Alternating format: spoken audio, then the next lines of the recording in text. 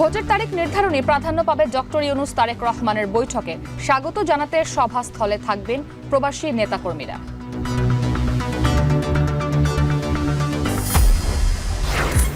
রাজধানীতে করোনা পরীক্ষার কিট সরবরাহ শুরু হলেও চাহিদা মতো না পাওয়ার অভিযোগ। বরিশালে হঠাৎ করে ডেঙ্গুর প্রকোপ, হটস্পট বরগুনায় চিকিৎসক সংকট।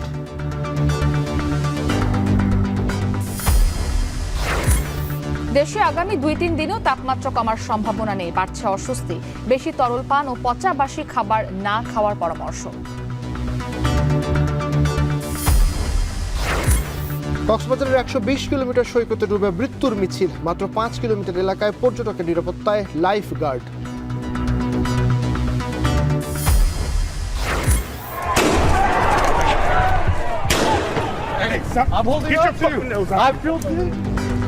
এবং অভিবাসন নীতির বিরোধী বিক্ষোভে উত্তাল যুক্তরাষ্ট্র। শহরে শহরে ছড়িয়ে পড়েছে ক্ষোভ। লস অ্যাঞ্জেলেসে ব্যাপক বিশৃঙ্খলা।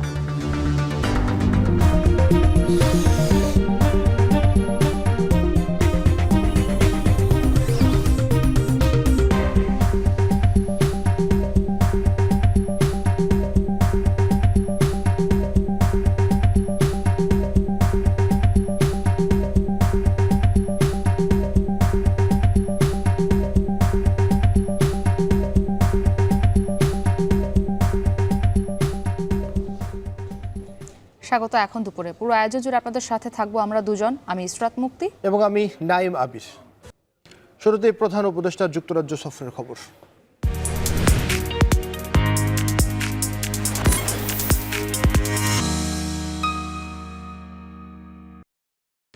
শুক্রবার লন্ডনে প্রধান উপদেষ্টার সঙ্গে তারেক রহমানের বৈঠকে জাতীয় স্বার্থ সংশ্লিষ্ট বিভিন্ন বিষয়ে আলোচনার সম্ভাবনা থাকলেও প্রাধান্য পাবে নির্বাচনের দিনক্ষণ নির্ধারণের ইস্যুটি। এমনটাই জানিয়েছেন বিএনপির স্থায়ী কমিটির সদস্য সালাউদ্দিন আহমেদ। দুই নেতার এই শীর্ষ বৈঠক থেকে রাজনৈতিক অঙ্গনে তৈরি হওয়া অনেক প্রশ্নের জবাব পাওয়া যাবে বলে ধারণা করা হচ্ছে। সেই সঙ্গে নতুন বাংলাদেশ বিনির্মাণের স্বপ্ন আরও মসৃণ হবে বলেও মত বিশ্লেষকদের। বিস্তারিত জানাবেন জাওয়াদ মাহমুদ। ডক্টর মুহাম্মদ ইউনূসের যুক্তরাজ্য সফরে সবচেয়ে আলোচিত হচ্ছে লন্ডনে প্রধান উপদেষ্টার সাথে বিএনপির ভারপ্রাপ্ত চেয়ারম্যান তারেক রহমানের বৈঠককে ঘিরে। বিদেশের মাটিতে শীর্ষ দুই নেতার বৈঠককে কেন্দ্র করে কেন এত আলোচনা, সে বিষয়ে জানতে চেয়েছিলাম ঢাকা বিশ্ববিদ্যালয়ের অধ্যাপক ডক্টর কাজী মারুফুল ইসলামের কাছে। বেগম খালেদা জিয়া এবং আমি যদি বলি আরও স্পষ্ট করে যে তারেক জিয়ার সমর্থন বা সহযোগিতা ছাড়া আসলে কোনো সিদ্ধান্তই জাতীয়তাবাদী দলের পক্ষে বাস্তবায়ন করা কিংবা নেওয়া সম্ভব না। ফলে যেহেতু আগামীতে আমাদের কাছে দুটো গুরুত্বপূর্ণ বিষয়, একটা হচ্ছে যে সংস্কার কার্যক্রমের বাস্তবায়ন এবং তৃতীয়ত হচ্ছে একটা সুষ্ঠু নিরপেক্ষ গ্রহণযোগ্য নির্বাচন অনুষ্ঠান। সেই বিচারে এই মুহূর্তে বাংলাদেশের রাজনীতিতে যে উত্তাপ এবং যে অস্থিরতা আছে, সেই অস্থিরতাটা কমিয়ে এটাকে একটা স্থিতিশীল পরিবর্তনের জায়গায় নিতে পারবে বলে আমার কাছে মনে হয়। কাজী মারুফুল ইসলাম এই বৈঠককে চলমান রাজনৈতিক অনিশ্চয়তা কমানো ও স্থিতিশীল জায়গায় নিয়ে আসার উদ্যোগ হিসেবে ব্যাখ্যা যেমন করছেন, তেমনি এই অধ্যাপক এটিও মনে করছেন নির্বাচন নিয়ে সরকার ও বিএনপির মধ্যে যে অনাস্থা তৈরি হয়েছে, এ নিয়ে বিএনপির পক্ষ থেকে দায়িত্বশীল ভূমিকা পালন না করলে নতুন বাংলাদেশ নির্মাণে যে রূপান্তরের কথা আলোচনা হচ্ছে তা বিঘ্নিত হবে। আগামী যে নির্বাচনটা আসছে, সেই নির্বাচনে এই রাজনৈতিক দলটির সম্পূর্ণ অংশগ্রহণ দরকার। অংশগ্রহণটা শুধু নির্বাচনে প্রতিদ্বন্দ্বিতা করা অর্থে নয়, এই নির্বাচনটাকে সুষ্ঠুভাবে সম্পন্ন করার জন্য প্রতিটা পর্যায়ে এই রাজনৈতিক দলটার অংশগ্রহণ দরকার। বাংলাদেশ একটা রূপান্তর প্রক্রিয়ার মধ্য দিয়ে আছে। এই রূপান্তর প্রক্রিয়াতে অন্যতম স্টেক হোল্ডার হচ্ছে এই বাংলাদেশ জাতীয়তাবাদী দল। ফলে তাদের কাছ থেকে দায়িত্বশীল ভূমিকা যদি তারা পালন না করেন, তাহলে এই রূপান্তর প্রক্রিয়াটা অনেকভাবে বিঘ্নিত হবে। পলিটিক্যালি আনব্রিডিং সিজন হচ্ছে। আর বৈঠক ঘিরে যখন জাতীয় রাজনীতিতে তুমুল আলোচনা, তখন বিএনপির স্থায়ী কমিটির সদস্য সালাউদ্দিন আহমেদ বলছেন প্রধান উপদেষ্টার আগ্রহেই এই বৈঠক অনুষ্ঠিত হচ্ছে। দুই নেতার আলোচনায় জাতীয় স্বার্থ সংশ্লিষ্ট ইস্যুগুলো নিষ্পত্তি হবে বলে আশাবাদ ব্যক্ত করেন সালাউদ্দিন আহমেদ। প্রধান উপদেষ্টা যে সমস্ত বিষয়গুলো আলাপ করতে চাইবেন এবং আমাদের দলের পক্ষ থেকে আমাদের নেতা জনাব তারেক রহমান যে সমস্ত বিষয়গুলো আলাপ করবেন, এগুলো অবশ্যই জাতীয় স্বার্থ সংশ্লিষ্ট এবং জাতীয় গুরুত্বপূর্ণ ইস্যু। এগুলো আলাপ আলোচনার মধ্য দিয়ে একটা নিষ্পন্ন হবে বলে, একটা জায়গায় আসবে বলে আমি বিশ্বাস করি এবং সারা জাতির প্রত্যাশাও তাই। তবে বৈঠকে অন্যান্য আলোচনা ছাপিয়ে নির্বাচনের সময় নির্ধারণেই সবচেয়ে বেশি প্রাধান্য পাবে বলে জানান বিএনপির নীতি নির্ধারণী পর্যায়ের এ নেতা। নির্বাচনের সময় সীমা নিয়ে তো আলাপ আলোচনা হতেই পারে, এবং সেটা মাননীয় প্রধান উপদেষ্টাকে যৌক্তিকভাবে আমরা আগেও বুঝিয়েছি। আমরা স্ট্যান্ডিং কমিটির সিদ্ধান্তক্রমে আমাদের বিবৃতি দিয়েছি, আমরা নিজেরা প্রতিক্রিয়া জানিয়েছি। এটা ওনাকে বোঝানোর চেষ্টা করা হবে যেহেতু সংস্কার বিচার এগুলো কোনো সমস্যা নয়, এগুলো চলবে চলমান প্রক্রিয়া, সুতরাং আর কোনো অজুহাতে নির্বাচন ডিসেম্বরের পরে পিছানোর আমরা কোনো কারণ খুঁজে পাইনি। ডক্টর ইউনূস ও তারেক রহমানের বৈঠক দেশের রাজনীতির ইতিবাচক পরিবর্তন আনবে বলে মনে করছেন রাজনীতি সংশ্লিষ্টরা। জাওয়াদ মাহমুদ, এখন, ঢাকা। ডক্টর মোহাম্মদ ইউনূস ও তারেক রহমানের বৈঠক দেশের রাজনৈতিক অঙ্গনে তৈরি হওয়া অস্থিরতা কমাতে ভূমিকা রাখবে বলে মনে করছেন অনেকেই। এই বৈঠক ঘিরে যুক্তরাজ্য বিএনপিতে চলছে নানা প্রস্তুতি। ডক্টর ইউনূস ও তারেক রহমানকে স্বাগত জানাতে শুক্রবার সকাল থেকে সেন্ট্রাল লন্ডনে ডক্টর ইউনূসের হোটেলের সামনে অবস্থান নেবে বিএনপি ও অঙ্গ সংগঠনের নেতাকর্মীরা। যুক্তরাজ্য থেকে আরও জানাবেন শরীফুল ইসলাম চৌধুরী। লন্ডনে প্রধান উপদেষ্টা ডক্টর মোহাম্মদ ইউনূস ও বিএনপির ভারপ্রাপ্ত চেয়ারম্যান তারেক রহমানের বৈঠক উত্তাপ চড়াচ্ছে দেশের রাজনীতিতে। তাই সবার দৃষ্টি এখন লন্ডনের বৈঠকের দিকে। বৈঠকে ভোটের দিনক্ষণ, সংস্কার, জুলাই সনদ সহ সংশ্লিষ্ট অন্যান্য বিষয়ে কি বোঝাপড়া হয় তা নিয়ে রাজনৈতিক অঙ্গনে চলছে নানা আয়োজন। শুক্রবারের বৈঠক ঘিরে যুক্তরাজ্য বিএনপির নেতাকর্মীদের মধ্যে দেখা যাচ্ছে চাঙ্গা ভাব। জাতীয়তাবাদী দলসহ অঙ্গ ও সহযোগী সংগঠনে চলছে সভা সেমিনার। আওয়ামী লীগের প্রবাসী নেতাকর্মীদের প্রতিহত করতে এবং তারেক রহমানকে স্বাগত জানাতে শুক্রবার সকালেই দলের নেতাকর্মীরা অবস্থান নেবেন সেন্ট্রাল লন্ডনের দ্য ডরচেস্টার হোটেলের সামনে। বিএনপি নেতা আন্দোলন না হলে ওরা আসতে পারতো না, আমাদের তাদের বিপক্ষে না। আমরা আশা করি অতি সত্বর তাই ইলেকশন দিয়া সুন্দরভাবে বাংলাদেশে সুশৃঙ্খল হয়ে উনি চলে যাবেন। হয়তো তিনি নিজেই বলছেন, আমরা ওনাকে প্রেশার করতে রাজি নেই, ওনাকে সম্মান করি যথেষ্ট। ইউনূস এবং বিএনপির ভারপ্রাপ্ত চেয়ারম্যান দেশনায়ক তারেক রহমানের এই বৈঠকের মাধ্যমে এই যে জট তৈরি হয়েছে সেটার একটি নতুন একটি পথ উন্মুক্ত হবে বলে আমরা আশা করছি। 13 তারিখের ওনাদের আনুষ্ঠানিক যে বৈঠকটি রয়েছে সেই বৈঠকে উনি যখন আসবেন ওনাকে স্বাগত জানাতে আমরা যাব। লন্ডনে ব্যস্ত সময় পার করছেন অন্তর্বর্তী সরকারের প্রধান উপদেষ্টা ডক্টর মোহাম্মদ ইউনূস। শুক্রবার স্থানীয় সময় সকাল 9টায় তারেক রহমানের সাথে বৈঠক শুরু হবে, যা কিছুটা দীর্ঘ হতে পারে বলে ধারণা করা হচ্ছে। চলমান সংকট থেকে উত্তরণে গুরুত্বপূর্ণ ভূমিকা রাখবে এই বৈঠক। Most beautiful election we ever had in our history. Shariful Islam Chowdhury, এখন, লন্ডন। তারেক রহমানের দেশে ফিরতে কোনো বাধা নেই, চাইলে যে কোনো সময় তিনি দেশে ফিরতে পারবেন বলে জানিয়েছেন স্বরাষ্ট্র উপদেষ্টা জাহাঙ্গীর আলম চৌধুরী। সকাল 11টার দিকে গাজীপুরের শালনা হাইওয়ে থানা পরিদর্শন শেষে কথা বলেন তিনি। এ সময় তিনি আরও বলেন, ভারত থেকে যাদের পুশিং করা হচ্ছে তাদের অমানবিকভাবেই ঠেলে দেওয়া হচ্ছে। ওনার তো দেশে ফেরার তো কোনো অসুবিধা নাই, উনি যে কোনো সময় ইচ্ছা, উনি বাংলাদেশের নাগরিক, যে কোনো সময় ইচ্ছা উনি দেশে ফিরতে পারবেন। ওনারা যেই সময় উনি যেই সময় উনি মনে করবেন উনি সেই সময় দেশে ফিরবেন। ফরেন অ্যাডভাইজারও আপনাদের বলছে, তারাও কিন্তু তাদের চিঠি দিচ্ছে যে আমাদের বাংলাদেশি নাগরিক যদি ওই অগদেশে থাকে আমরা অবশ্যই নিব, কিন্তু তারা একটা প্রপার চ্যানেলে আসতে হবে। নিয়ম হলো প্রপার চ্যানেলে। ওনারা করে নাকি এটা ফলো না করে এই জঙ্গলে রাস্তা দেখি জায়গায় না ওই সব জায়গায় গিয়ে করে, এটা একটু অমানবিক। করোনার নতুন ভ্যারিয়েন্টে আতঙ্ক বাড়লেও কোনো প্রস্তুতি নেই কুমিল্লার স্বাস্থ্য খাতে। এখন পর্যন্ত নেই করোনা টেস্টের কিট, বেহাল অবস্থা আইসিইউর। খালেদ সাইফুল্লাহর প্রতিবেদন, ছবিতে ছিলেন কামরুল ইসলাম। করোনার সংক্রমণ ফের বাড়ছে। দেশজুড়ে সতর্কতা বাড়ালেও কুমিল্লায় নেই কোনো প্রস্তুতি। প্রকল্পের মেয়াদ শেষ হওয়ায় অচল অবস্থায় রয়েছে আইসিইউ ও আইসোলেশন ইউনিট, যার বেশিরভাগ যন্ত্রপাতি অচল হওয়ার পথে। কুমিল্লা মেডিকেল কলেজ ও জেনারেল হাসপাতালে 60টি বেড পড়ে আছে অযত্নে অবহেলায়। করোনা মহামারীর সময় কুমিল্লায় 4,500 রোগী আইসিইউতে ভর্তি হয়েছিলেন। এর মধ্যে প্রাণ হারান 1,800 জন। এরপরও নতুন করে কোনো প্রস্তুতি নেই স্বাস্থ্য খাতে। ইআরপিপি প্রজেক্টের মেয়াদ শেষ হয়েছে গত ডিসেম্বরে। এখন নতুন করে প্রকল্প না হলে এই ইউনিটগুলো সচল রাখা সম্ভব নয় বলছেন চিকিৎসকরা। কিন্তু সবচেয়ে উদ্বেগের বিষয়, বর্তমানে যে আবার নতুন করে করোনা শুরু হয়েছে, তো এখন দেখা যায় আমাদের আইসোলেশন সবগুলি আমাদের আবার ঠিকঠাক করতে হবে। তো এইগুলি করতে হলে প্রচুর লোক বল দরকার এবং অভিজ্ঞ জনগণ দরকার যারা আইসিইউতে কাজ করে। কারণ আইসিইউ এবং এই যে ল্যাবগুলি, পিসিআর ল্যাবগুলি চালানোর জন্য হঠাৎ করে নতুন লোক জনাইসা কিছু পারবে না। পুরাতন যারা করোনার সময় ইআরপিপি প্রজেক্টে যারা নিয়োগ দিয়েছিল তাদেরকে এখন অবশ্যই দরকার। করোনার নতুন ভ্যারিয়েন্ট XFG ও XFC নিয়ে বিশ্বজুড়ে আতঙ্ক ছড়ালেও কুমিল্লায় নেই পরীক্ষার কিট, নেই সচল ভ্যাকসিনেশন প্রক্রিয়াও। তবে সিভিল সার্জন বলছে এরই মধ্যে করোনা পরীক্ষার কিটের চাহিদা দেয়া হয়েছে। আমরা গতকালকেই আমাদের চাহিদা পাঠিয়েছি। আমরা আমাদের বিভিন্ন উপজেলা থেকে যে পরিমাণ টেস্ট করার জন্য করোনা কিট প্রয়োজন এবং আদার্স যেগুলো প্রয়োজন সেগুলো পাঠিয়েছি। আর আমাদের এইখানে ইতিমধ্যে কিছু ভ্যাকসিন এসেছে। এই ভ্যাকসিনগুলো আপাতত আমরা 65 ঊর্ধ্ব যারা আছে, 65 বছর বা তার বেশি প্রেগন্যান্ট ওমেন যারা আছে তাদেরকে দেব। করোনার নতুন ঢেউ কতটা ভয়াবহ হতে পারে তা এখনই বলা যাচ্ছে না। তবে প্রস্তুতির অভাব থাকলে পুরনো অভিজ্ঞতা যেন নতুন করে না ফিরে আসে, এই আশঙ্কা থেকেই যাচ্ছে।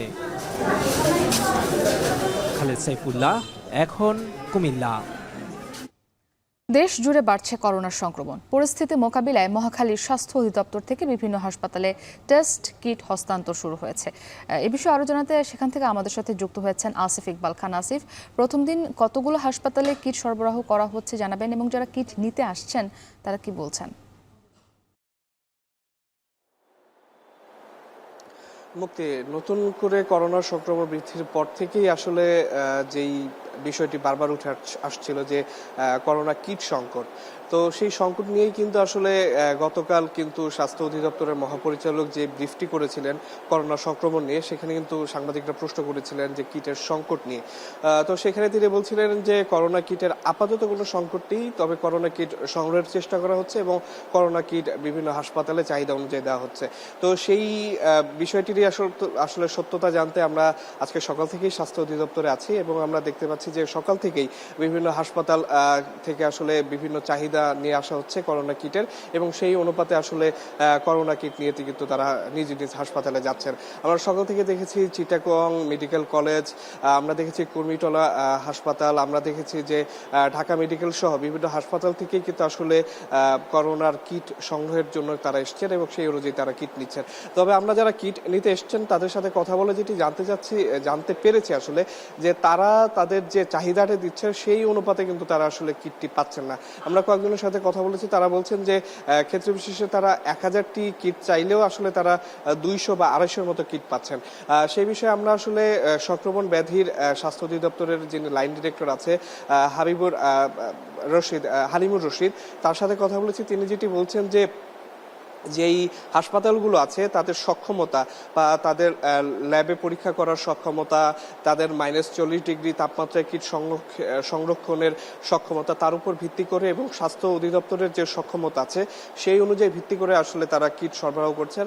সেক্ষেত্রে হয়তো চাহিদা মাফিক কিট দেওয়া যাচ্ছে না, কিন্তু হাসপাতাল এবং স্বাস্থ্য অধিদপ্তরের যে সক্ষমতা আছে সেই অনুযায়ী কিন্তু তারা আসলে কিট দেওয়ার চেষ্টা করছেন। এবং তারা বলছেন যে তিনি যেটি আমাদের বলছেন যে এখনকার যে পরিস্থিতি সেই অনুযায়ী আসলে কিটের কোনো সংকট নেই এবং এখন পর্যন্ত আতঙ্কিত হওয়ার মতো কোনো পরিস্থিতি নেই বলে তিনি জানিয়েছেন। এবং তিনি বলছেন যে নতুন করে কিট সংগ্রহের চেষ্টা করা হচ্ছে এবং সেই কিটগুলো আসার পরপরই আসলে নতুন করে যে হাসপাতালগুলো আছে সেখানে আসলে কিটগুলো সরবরাহ করা হবে।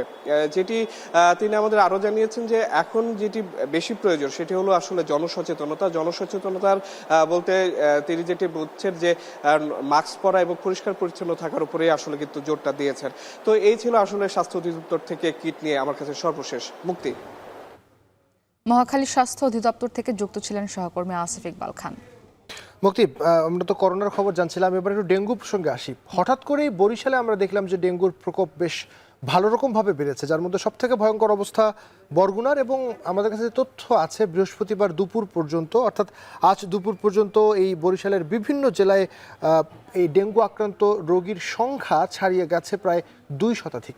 একই সাথে কিট এবং চিকিৎসক সংকটেও কিন্তু রয়েছে বরগুনায়। আশঙ্কাজনক অবস্থায় বরিশাল মেডিকেল কলেজ হাসপাতালে অনেক মানুষ কিন্তু এই মুহূর্তে চিকিৎসারত অবস্থায় রয়েছেন। আবার এই নিয়ে সহকর্মী ফেরদৌস সোহাগের একটি প্রতিবেদন রয়েছে, ছবি তুলেছেন মাহমুদুন নবী, আমরা দেখে আসবো।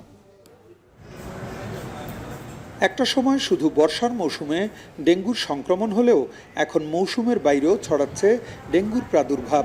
চলতি মাসে আক্রান্তদের সংখ্যার দিক দিয়ে বেশি বরিশাল বিভাগে। সবচেয়ে বেশি আক্রান্ত বরগুনা জেলায়। বৃহস্পতিবার দুপুর পর্যন্ত বরগুনা সদর হাসপাতালে ভর্তি ছিলেন 172 জন। অন্যান্য হাসপাতাল সহ এই সংখ্যা 2 শতাধিক। জেলায় সরকারি হিসেবে চলতি মাসেই 3 জন ডেঙ্গুতে মারা গেছেন। বেসরকারি হিসেবে সেই সংখ্যা 8 জন। শুধুমাত্র নাপা ছাড়া কোনো ঔষধ নাই, আর সব বাইরের দেখিন জায়গায় হয়। চিকিৎসক আপনার বলাইলে আয় না, আপনার যদি দেখা গেছে সিরিয়াস হয় তাহলে বরিশাল রেফার করে। এত রোগীর চাপ সামলাতে হিমশিম অবস্থা চিকিৎসকদের। জেলায় চিকিৎসক সংকট ছাড়াও স্যালাইন ও কিট সংকট মারাত্মক। এই রোগীগুলোকে মেনটেন করতে আমাকে চিকিৎসক অধিক পরিমাণে প্রয়োজন, নার্স প্রয়োজন, সেবাদানকারী আরও বিভিন্ন স্তরের লোকজন প্রয়োজন। এই সব কিছু মিলিয়েই এটাকে আমাকে নিয়ন্ত্রণ করতে হবে। রোগীর উন্নত চিকিৎসার জন্য কেউ কেউ ভর্তি হচ্ছেন বরিশাল শেরেবাংলা মেডিকেল কলেজ হাসপাতালে। কালকে আমরা আসছি, আসার পর টেস্ট দিছে, টেস্টের রিপোর্ট বের হয়েছে রাত 11টা বাজে। পরে দেখার পর ডাক্তার বললো যে হ্যাঁ ডেঙ্গু হয়েছে। 2টার সময় আইনা চিকিৎসা করানোর পর সকালবেলা ধরা পড়ছে ডেঙ্গু। তারপর পরীক্ষা করা হয়েছে, ওষুধ পানি দিতে আছে ডেঙ্গুর জন্য। কিছু ঔষধ এখান থেকে দিয়েছে, কিছু ঔষধ আমি নিজের মতো কিনছি। আর আমি এখন মানে আমার গলা চিবার যে আমার শারীরিক কন্ডিশন ছিল, এখন আমি আলহামদুলিল্লাহ অনেক ভালো। এডিস মশা আগে থেকেই থাকার কারণে আক্রান্তের সংখ্যা বেড়েছে বলে জানান বিভাগীয় স্বাস্থ্য পরিচালক। ডেঙ্গুর উৎপত্তি স্থল ধ্বংসে সরকারি উদ্যোগের পাশাপাশি সচেতনতার তাগিদ দেন চিকিৎসকরা। আমরা যেরকম কাজ করতেছি, ব্যক্তিগত হিসাবে আমি যেহেতু নাগরিক, আমাকেও এই রোগ থেকে মুক্ত থাকার জন্য নিজেকেও একটু অ্যাক্টিভ রাখতে হবে। আমরা সবাই মিলে কাজ করি, সরকারের সংস্থাগুলোও কাজ করতেছে। যদি সবাই মিলে আমরা প্রতিটা জেলায় কাজ করি, তাহলেই আমরা মনে হয় এই রোগটা থেকে মুক্ত থাকতে পারবো। সরকারি হিসেবে বরিশাল বিভাগে গত 1 জানুয়ারি হতে 11 জুন পর্যন্ত ডেঙ্গু আক্রান্ত হয়ে সরকারি হাসপাতালে ভর্তি হয়েছেন 2275 জন। এর মধ্যে সুস্থ হয়ে ফিরে গেছেন 2046 জন, মারা গেছেন 4 জন। বর্তমানে ভর্তি আছেন 226 জন রোগী। বরিশাল শেরেবাংলা মেডিকেল কলেজ হাসপাতালে ডেঙ্গু আক্রান্ত হয়ে ভর্তি হয়েছে 30 জন রোগী। এর আগে ছিল আরও 60 জন। অর্থাৎ এখানে এখন চিকিৎসাধীন রয়েছেন মোট 90 জন ডেঙ্গু রোগী। প্রতিনিয়ত ডেঙ্গু আক্রান্তের সংখ্যা বাড়ছেই। ডেঙ্গু এখন বাংলাদেশের অন্যতম প্রধান স্বাস্থ্য সমস্যায় পরিণত হয়েছে। এ সমস্যার সমাধানে দরকার জরুরি গবেষণা। ফেরদাউস সোহাগ, এখন, বরিশাল। আবির, দেশ জুড়ে চলছে মৃদু তাপপ্রবাহ। আমরা সবাই অনুভব করতে পারছি জনজীবন প্রায় বিপর্যস্ত অবস্থায় রয়েছে। বাতাসে জলীয় বাষ্পের পরিমাণ বেশি হওয়ায় কিন্তু একটা ভ্যাপসা গরমও বিরাজ করছে। এবং আমরা ঢাকা এবং ঢাকার বাইরে থেকেও এইটা নিয়ে আসলে বিস্তারিত জানতে চাই, কীরকম গরম পড়েছে এবং জনজীবনে এর প্রভাব কেমন। আমাদের সাথে রাজশাহী থেকে যুক্ত হবেন রাকিবুল হাসান এবং ঢাকা থেকে যুক্ত হবেন জাহিদ হাসান। তো আমি শুরুতে যাচ্ছি রাজশাহীতে, যেখানে রয়েছেন আমাদের সহকর্মী রাকিব। রাকিব, জানাবেন আজকে রাজশাহীর তাপমাত্রা কেমন, বিদ্যুৎ এবং পানি নিয়ে কোনো ভোগান্তি আছে কিনা, এবং এই যে ভ্যাপসা গরম জনজীবনে এর প্রভাব কেমন দেখছেন, জানাবেন।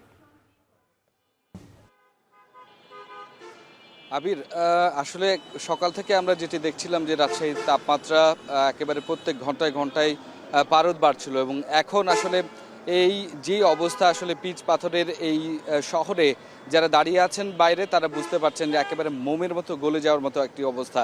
এবং এই যে তীব্র তাপদাহ, সেই তীব্র তাপদাহ কিন্তু প্রত্যেক ঘন্টায় যেহেতু তাপমাত্রা বেড়েছে, আমরা দেখেছি সকালের দিকটায় যতটা আসলে জনসমাগম ছিল শহরে, এখন ধীরে ধীরে কিন্তু একটু লোক সমাগম কমেছে এবং পথচারীদের একেবারেই প্রয়োজন ছাড়া কাউকে আমরা আসলে বাইরে লক্ষ্য করছি না।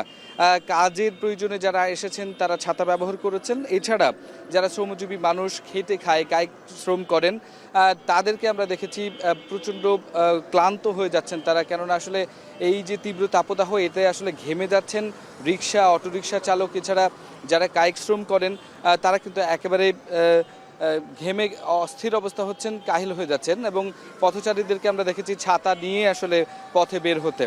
এই রকম যখন অবস্থা, তখন আসলে রাজশাহী আবহাওয়া অফিস যেটি বলছে যে আজকে সর্বোচ্চ তাপমাত্রা কিছুক্ষণ আগে আমরা যেটি দেখেছি 36.4 ডিগ্রি সেলসিয়াস, এবং সেটি আবহাওয়া অফিস বলছে যে এটি আরও খানিকটা বাড়তে পারে। বেলা 3টার সময় দিনের সর্বোচ্চ তাপমাত্রাটি আসলে রেকর্ড করা হবে। এবং গেল কয়েকদিনে যেহেতু 37.4 ডিগ্রি সেলসিয়াস, 6 ডিগ্রি সেলসিয়াস এইরকম ওঠানামা করেছে, আজকেও সেটির ব্যতিক্রম হবে না। এবং অব্যাহত যে তাপমাত্রা সেটির কারণ রাত এবং দিনের তাপমাত্রার পার্থক্য থাকলেও খুব একটা বেশি থাকছে না এবং প্রচণ্ড গরম অনুভূত হচ্ছে। এবং আকাশে মেঘাচ্ছন্ন একটি পরিবেশ, ছেঁড়া ছেঁড়া মেঘ রয়েছে। কখনো কখনো আসলে সেটি সূর্যকে ঢেকে দিলে খানিকটা প্রশান্তি থাকলেও যেহেতু বাতাসের প্রবাহ কম, সে কারণে কিন্তু এই যে গুমুটে গরম সেখান থেকে খুব একটা বেশি আসলে কাজে আসছে না। অর্থাৎ এই তীব্র তাপদাহে আসলে সবচেয়ে বড় সমস্যায় পড়েছে যারা খেটে খাওয়া মানুষ এবং নগরে প্রয়োজনে যাদেরকে বের হয়ে আসতে হচ্ছে, তাদেরকে একেবারেই ঘেমে নিয়ে ক্লান্ত হতে হচ্ছে এবং মোমের মতো তারা আসলে বলা যায় তারা গলছেন। তো এই ছিল রাজশাহী থেকে আমার কাছে সর্বশেষ। আবির। রাজশাহী থেকে এবার আমরা রাজধানীর খবরাখবর জানবো। ধানমন্ডি এলাকায় রয়েছেন জাহিদ হাসান। জাহিদ, ঢাকায় আজকে তাপমাত্রা কত রেকর্ড করা হয়েছে জানাবেন, এবং গরমে সুস্থ থাকতে কি পরামর্শ দিচ্ছেন চিকিৎসকরা? আবহাওয়া অধিদপ্তর যেটি জানিয়েছে যে ঢাকায় 34 ডিগ্রি সেলসিয়াস রয়েছে তাপমাত্রা, তবে এটি অনুভূত হচ্ছে, এটির অনুভূতি এবং অনুভব করা যাচ্ছে প্রায় 40, অর্থাৎ যে পরিমাণ তাপমাত্রা রয়েছে তার চেয়ে 5-6 গুণ বেশি এই তাপমাত্রার অনুভূতি মানুষের গায়ে লাগছে এবং ভ্যাপসা গরম রয়েছে। 12টার পরে কিছুটা মেঘলা আকাশ রয়েছিল ঢাকার রাজধানীতে, তবে সেটি কেটে গেছে। এখন রোদ রয়েছে, অনেক রোদের মধ্যে ছায়ায় দাঁড়ানোর চেষ্টা করছেন যারা দিনমজুর, বিশেষ করে যারা রিক্সা চালক থেকে শুরু করে বিভিন্ন অ্যাপসের মাধ্যমে যারা মোটরসাইকেল চালান, তারাও বিভিন্ন জায়গায় দাঁড়ানোর চেষ্টা করেন এবং রিক্সাওয়ালারা যেটি বলছেন যে তারা অল্প সময়ের মধ্যেই ক্লান্ত হয়ে যাচ্ছেন। এবং চিকিৎসকরা যেটি বলছেন যে এরকম গরমের সময় বিশ্রাম নিয়ে কাজ করার জন্য এবং খোলা আকাশের নিচে না থেকে একটু ছায়ায় দাঁড়ানোর জন্য এবং পর্যাপ্ত পরিমাণ পানি পান করার জন্য, এবং শরীরে যাতে কোনো ধরনের পানি শূন্যতা তৈরি না হয়। এ ধরনের গরমের সময় শরীরে পানি শূন্যতা দেখা দিলে বড় ধরনের ক্ষতি হয়ে যেতে পারে যে কোনো সময়। এবং এই যারা জমিতে কাজ করেন অথবা খোলা আকাশের নিচে দীর্ঘ সময় কাজ করেন, তাদের কিছু সময় বিরতি দিয়ে একটু বিশ্রাম নিয়ে ছায়ায় থেকে তারপরে সঙ্গে ছাতা রেখে এবং অবশ্যই পানি যাতে সঙ্গে থাকে সে বিষয়গুলোর দিকে চিকিৎসকরা পরামর্শ দিচ্ছেন। এবং আবহাওয়া অফিস যেটি বলছে, আজকে সকালে যেটি তারা জানিয়েছেন যে রোববার সোমবারের দিকে বৃষ্টি হতে পারে, তবে বৃষ্টি হলে তাপমাত্রা কমে আসবে, তবে ব্যবসা গরম যেটি পড়ছে সেই গরমের মাত্রা কমতে সময় লাগবে, এটি আবহাওয়া অধিদপ্তর বলছে। এবং একই সঙ্গে যেটি বলা হচ্ছে যে বাতাসে জলীয় বাষ্পের পরিমাণ খুব বেশি থাকার কারণে এ ধরনের গরম পড়ছে। এই গরমে মানুষ ক্লান্ত হয়ে যাচ্ছে, যারা কাজ করছেন বাইরে বেরোচ্ছেন। যদিও রাজধানীতে এখনও ছুটির আমেজ পুরোটা কাটেনি, রাজধানীর রাস্তাঘাট অনেকটাই ফাঁকা, অল্প পরিসরে যানবাহন চলছে, তার মধ্য দিয়ে এই গরমের মধ্যে মানুষ তাদের কাজের প্রয়োজনে বের হয়েছেন। চিকিৎসকরা বলছেন যে এ ধরনের গরমে সতর্ক থাকার কোনো বিকল্প নেই এবং আবহাওয়া অফিসও বলছেন যে এই গরমের তাপমাত্রা যেহেতু একটি প্রাকৃতিক ব্যাপার, এখানে মানুষের কিছু কৌশল এবং সতর্কতা ছাড়া আসলে এই গরম থেকে সুস্থ থাকার কোনো বিকল্প নেই। আবহাওয়ার সবশেষ জানাতে যুক্ত ছিলেন আমাদের সহকর্মীরা। জানাবো এখন ফেরার খবর।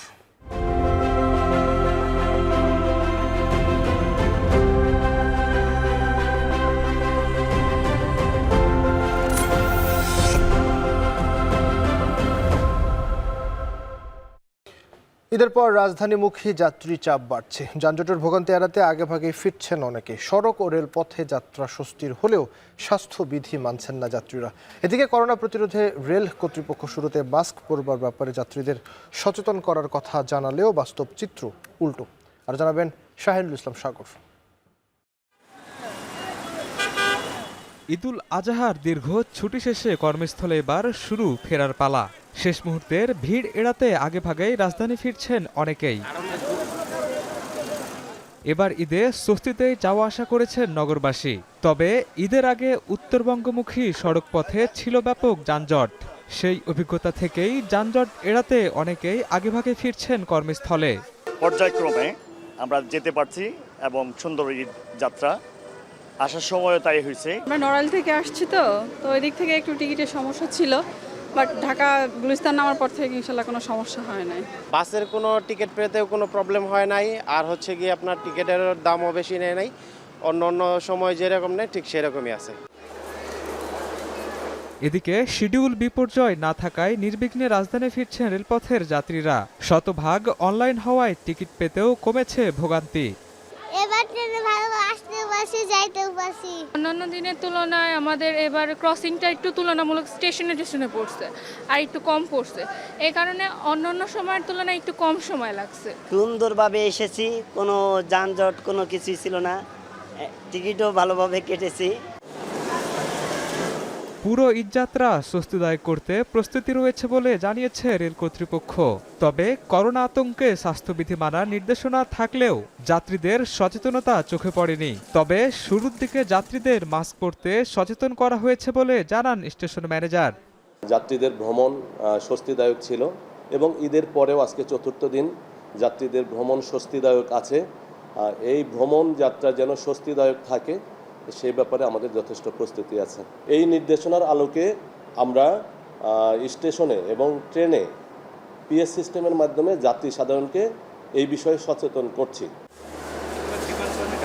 যারা ঈদের আগে গ্রামে যেতে পারেননি তারা অনেকেই ফিরছেন গ্রামে, কেউ আবার ঢাকায় ঈদ করে ফিরছেন কর্মস্থলে। শাহিনুল ইসলাম সাগর, এখন, ঢাকা। আবারও সিলেট বিভাগের বিভিন্ন সীমান্ত দিয়ে ৭০ জনকে পুশিন করিয়েছে ভারতীয় সীমান্তরক্ষী বাহিনী BSF.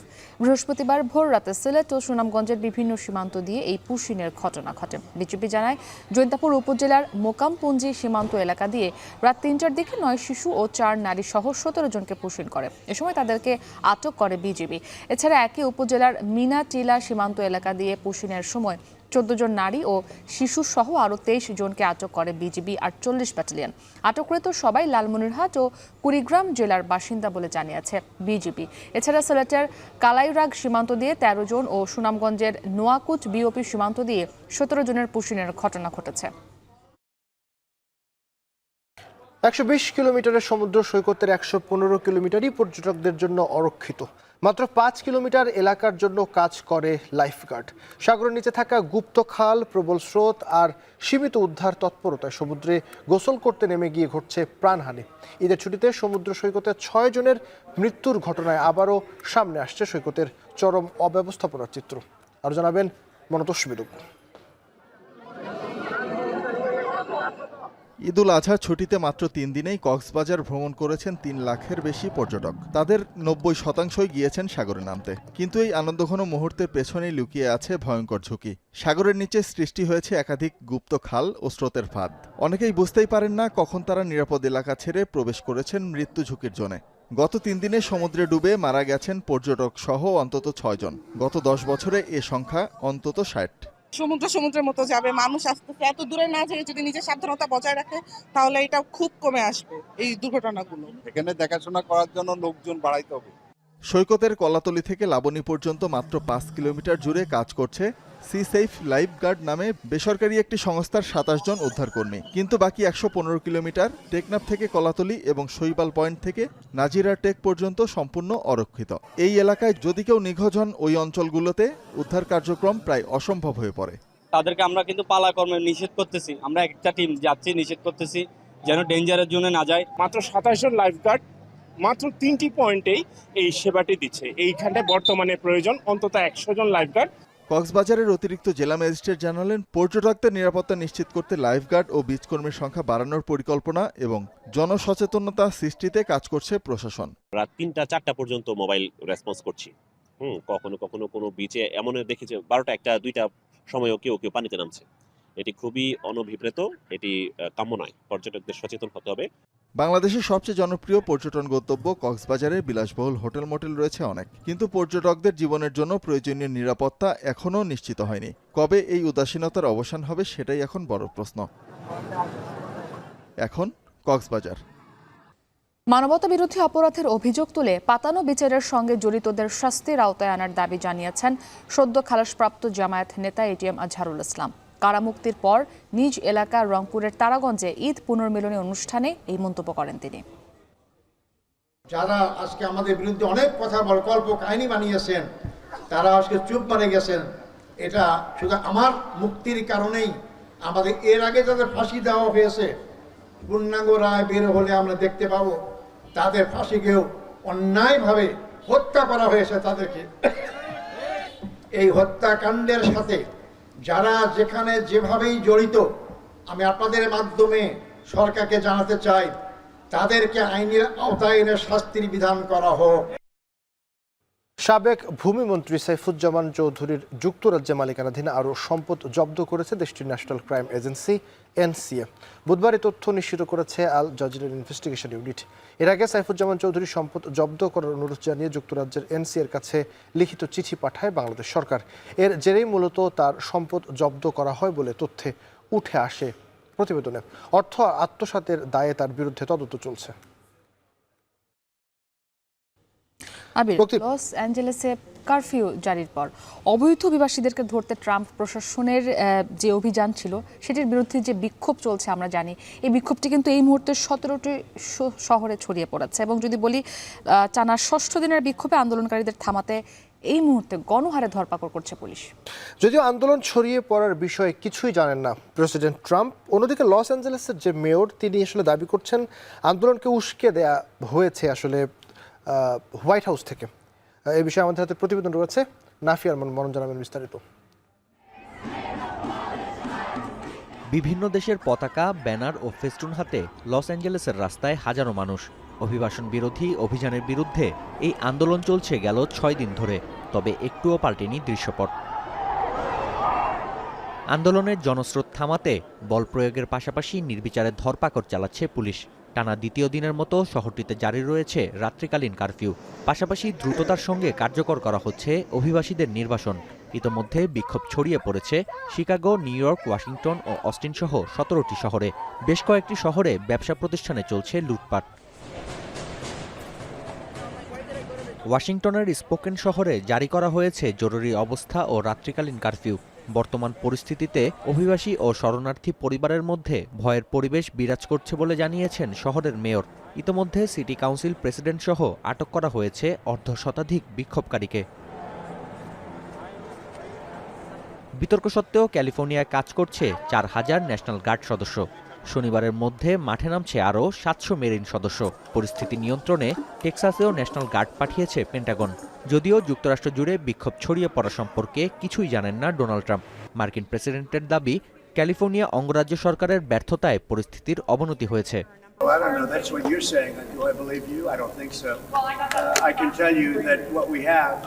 What we have is a situation in Los Angeles that was caused by gross incompetence. They didn't have the police to handle it. The police were asking us to come in.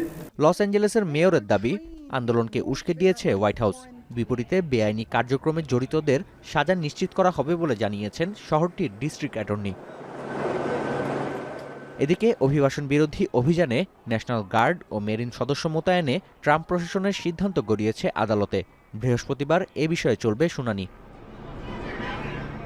Nafia Arman মনন, এখন বিশ্ব। প্রচণ্ড গরমে ভারতের দিল্লি ও পাঞ্জাবে red alert জারি করা হয়েছে। বুধবার দিল্লিতে তাপমাত্রা ছাড়িয়েছে 45 ডিগ্রি ও পাঞ্জাবে 48 ডিগ্রি সেলসিয়াস। আগামী 2-1 দিন তাপমাত্রা কমার সম্ভাবনা নেই বলে পূর্বাভাস দিয়েছে দেশটির আবহাওয়া বিভাগ। জাহানারা ভূঁইয়ার প্রতিবেদন। কাঠফাটা রোদের তাপে পুড়ছে ভারতের উত্তর পশ্চিমাঞ্চল। দিল্লি, পাঞ্জাব, রাজস্থান ও উত্তরপ্রদেশে প্রচণ্ড গরম, তাপমাত্রার পারদ ঊর্ধ্বমুখী। বুধবার দিল্লিতে তাপমাত্রা ছাড়িয়েছে 45 ডিগ্রি সেলসিয়াস। বাতাসের আর্দ্রতার কারণে 51 ডিগ্রি সেলসিয়াস গরম অনুভূত হয়েছে সেখানে। তীব্র গরমে তাই নাভিশ্বাস সেখানকার বাসিন্দাদের। সবচেয়ে বেশি দুর্ভোগে খেটে খাওয়া দিনমজুরের। दिल्ली तो ऐसे तप रही है कि जैसे हम लोग रेगिस्तान में खड़े हों। इतनी ज़्यादा गर्मी हो रही है, चिलचिलाती धूप है इतनी ज़्यादा कि सहन नहीं हो रहा है। ये समझिए कि हम लोग जो है गर्मी की वजह से मजबूरी में निकल रहे हैं, इसलिए कि हम लोग को जो है कमाएंगे नहीं तो खाएंगे क्या जो है। অসহ্য এই গরমে মানুষের পাশাপাশি চরম কষ্ট পাচ্ছে চিড়িয়াখানায় থাকা পশু পাখি। তাই এই সময়টাতে তাদের বিশেষ যত্ন নেয়ার পরামর্শ পশু চিকিৎসকদের। এই পরিস্থিতিতে শহরটিতে রেড অ্যালার্ট জারি করেছে রাজ্য সরকার।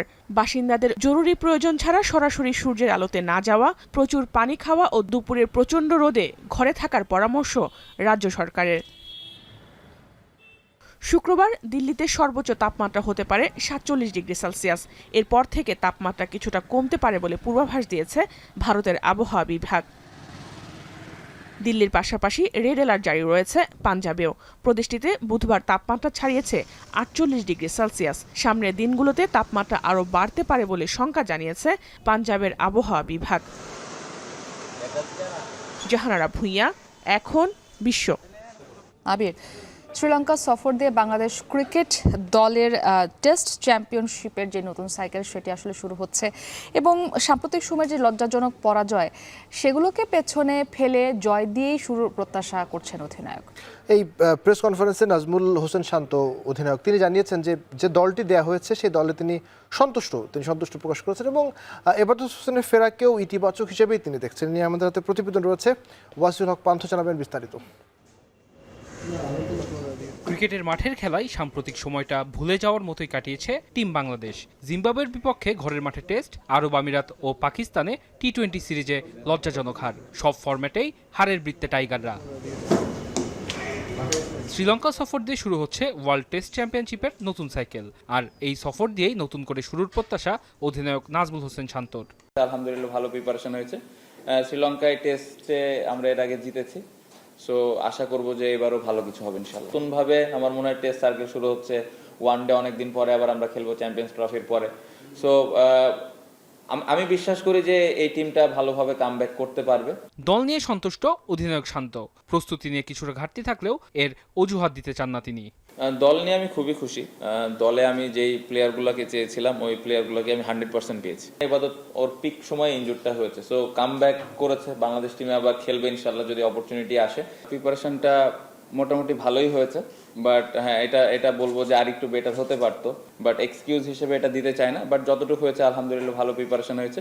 এরই মধ্যে টেস্ট যুগে পদার্পণের রজত জয়ন্তী হয়েছে টিম বাংলাদেশের। এরপরও ছোট ছোট লক্ষ্যেই আটকে আছে দলের পরিকল্পনা। টেস্ট চ্যাম্পিয়নশিপের নতুন চক্রেও বড় কোনো স্বপ্ন দেখতে পারলেন না লাল সবুজের অধিনায়ক। এত দূরে যদি আমি এখনো চিন্তা করি তাহলে আসলে বোকামি হবে আমার কাছে মনে হয়।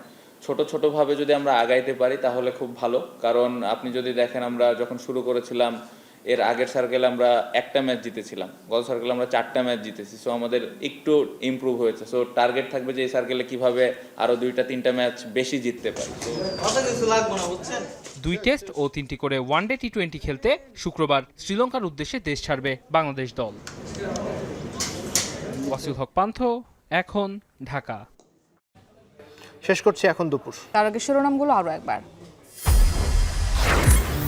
ভোটের তারিখ নির্ধারণী প্রাধান্য পাবে ডক্টর ইউনূস তারেক রহমানের বৈঠকে। স্বাগত জানাতে সভাস্থলে থাকবেন প্রবাসী নেতাকর্মীরা।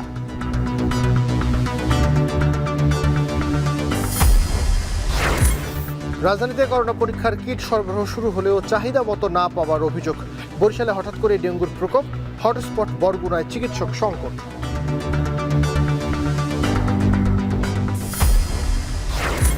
দেশে আগামী 2-3 দিনেও তাপমাত্রা কমার সম্ভাবনা নেই, বাড়ছে অস্বস্তি। বেশি তরল পান ও পচা বাসি খাবার না খাওয়ার পরামর্শ। কক্সবাজারের 120 কিলোমিটার সৈকতে ডুবে মৃত্যুর মিছিল। মাত্র 5 কিলোমিটার এলাকায় পর্যটকের নিরাপত্তায় লাইফ গার্ড।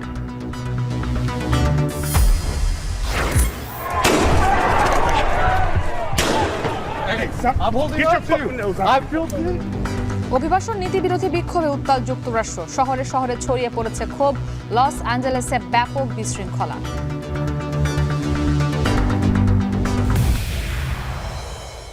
এই ছিল এখন দুপুরে। এখন টেলিভিশন ওয়েবসাইটে দেখতে ভিজিট করুন এখন.টিভি। এছাড়াও ফেসবুকে দেখুন facebook.com/tvএখন আর ইউটিউবে দেখুন youtube.com/c/এখন.tv।